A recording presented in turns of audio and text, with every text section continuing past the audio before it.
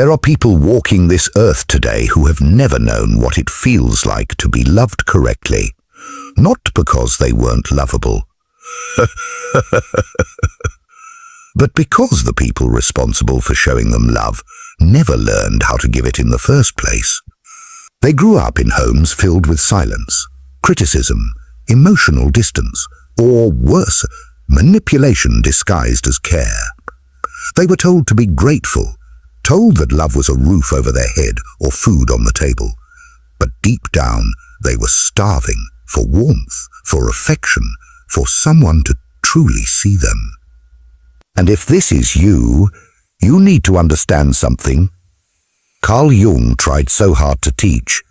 The love you didn't receive as a child becomes the love you spend your whole life searching for.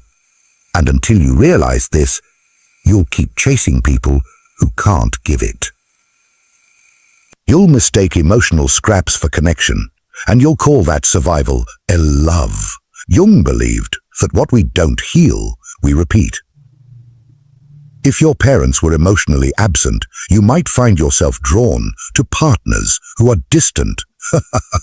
If you were never told you mattered, you might go your entire life trying to prove that you do through work, achievements, or caretaking others. But the pain doesn't go away when you prove your worth. It goes away when you stop believing you ever had to. Carl Jung spoke about the shadow, the parts of ourselves we repress, deny, or hide. But when we're not loved correctly, we start to believe that our shadow is our identity, that our sadness is shameful, that our anger makes us unlovable, that our needs are burdens, so we split ourselves. Carl Jung once said, "Your vision will become clear only when you look into your own heart. Who looks outside dreams, who looks inside awakens." That's what healing is. It's not fixing yourself. It's awakening to who you were before the world told you who to be. When you were never loved correctly, the path back to yourself is not linear. It's painful, it's confusing. Sometimes it's lonely, but it's also beautiful, because with every step, you reclaim something.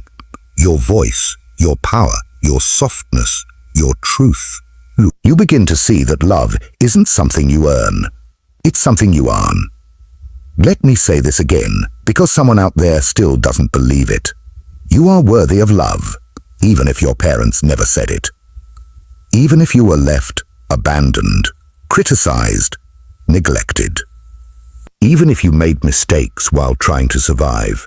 Even if you had to raise yourself emotionally. You are worthy, not because you achieved anything, not because you fixed everyone else, but because you exist, and your existence is not a mistake.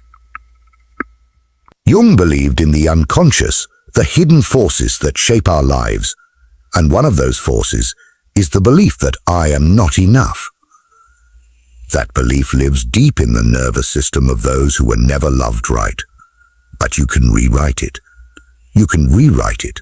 You can teach your body what safety feels like. You can teach your heart that love doesn't have to hurt. You can teach your mind to stop replaying the stories of shame. You are not your pain. You are the space that holds it. And in that space, there is infinite room for healing. So what would Carl Jung say to you, the person who was never loved correctly? He'd say this: do not turn away from your pain. Do not hide from your story. You are not here to be perfect. You are here to become whole. And wholeness comes when you embrace every part of yourself, even the ones that were never welcomed by others, especially those. You are here to become what your parents couldn't be, not out of resentment, but out of evolution. You are the turning point in your bloodline.